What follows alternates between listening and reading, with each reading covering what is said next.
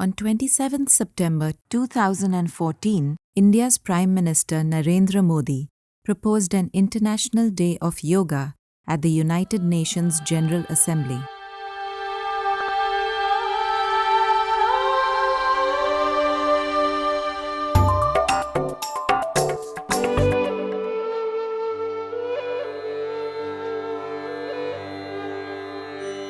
I have great pleasure in welcoming the Prime Minister of the Republic of India, His Excellency Narendra Modi.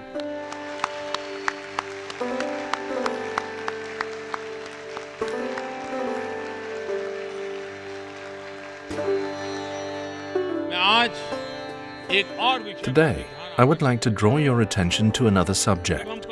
When we talk about climate change, when we talk about holistic healthcare, when we talk about unity with nature, when we talk about getting back to basics, I would like to say something special about this subject. Yoga is our ancient, traditional, and invaluable gift. Yoga symbolizes the balance of body and mind, thought and action, achievement and self-control, and the coming together of human beings and nature. It provides a comprehensive vision of health and well-being. It is not merely physical exercise, but also a means of building harmony within oneself and with the world and nature. Yoga aims at transformation of our lifestyle, and its awareness can help us in our struggle against climate change. Let us work towards making a beginning in this direction with an International Day of Yoga. The origins of yoga can be found over 5,000 years ago in the Indus-Saraswati Valley civilization.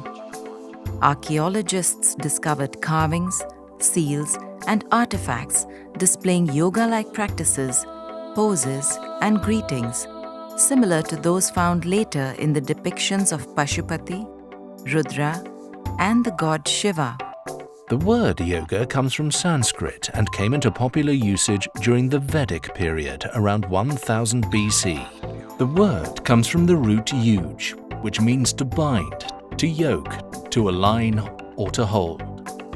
Yoga was well known across India and began to appear in Vedic scripture, particularly the Upanishads, as well as in Buddhist and Jain teachings of that age.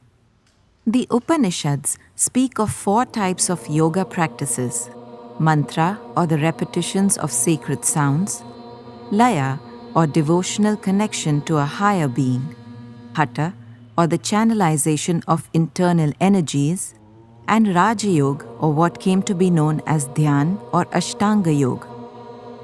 In the 2nd century BC, the teachings of yoga were codified into a written scripture known as the Yoga Sutras of Patanjali.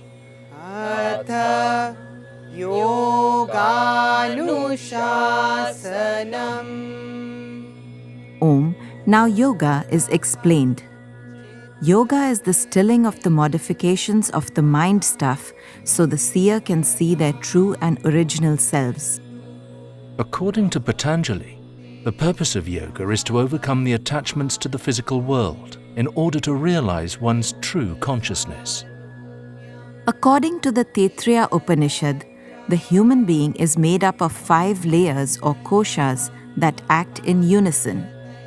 When the koshas are out of balance, they lead to disease, disharmony, and suffering. When brought together through yoga, they lead to a state of perfect health, a meditative mind, and pure bliss.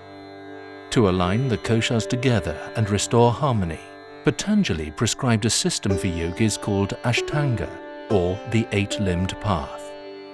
Throughout India's long history, yoga has been integral to everyday life, and most religions and philosophies used its practices in their rituals and methods. In the Middle Ages, 2 great teachers revived the practice of yoga.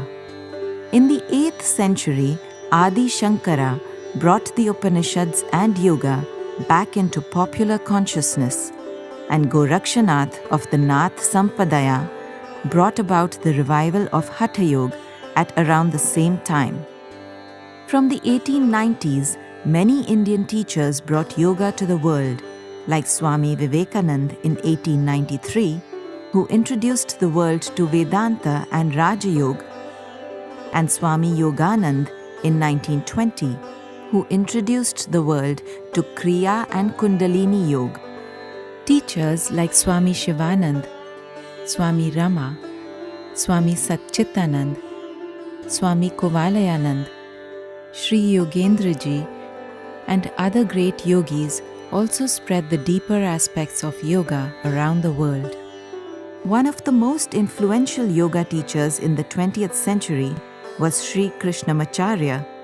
His students B.K.S. Iyengar, K. Pattibha Joyce, and his son Desikacharya became three of the leading exponents of yoga and helped spread it around the world.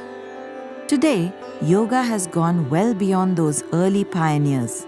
Teachers like Sri Sri Ravi Shankar, Pujya Swamiji, Baba Ramdev, Swami Niranjan, and Sadguru Jaggi Vasudev are keeping the flame of classical yoga alive around the world.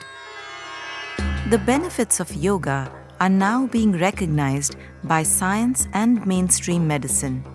In India, the healing powers of yoga have been known for thousands of years, and along with Ayurveda, has been critical to Indian healthcare in the prevention of diseases, promotion of higher consciousness, and the management of wellness, to give the practitioner freedom.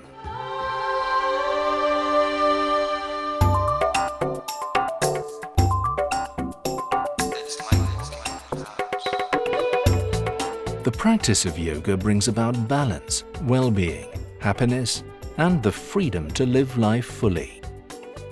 As more and more people take up yoga around the world today, we may actually see the beginning of a global shift in consciousness, leading to a more balanced and harmonious planet.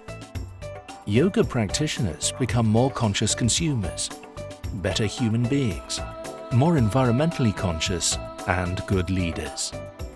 This is the power of yoga, and it can only be good for the world.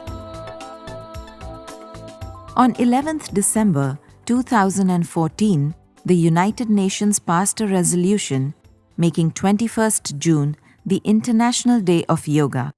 177 nations co-sponsored the resolution, a record in UN history.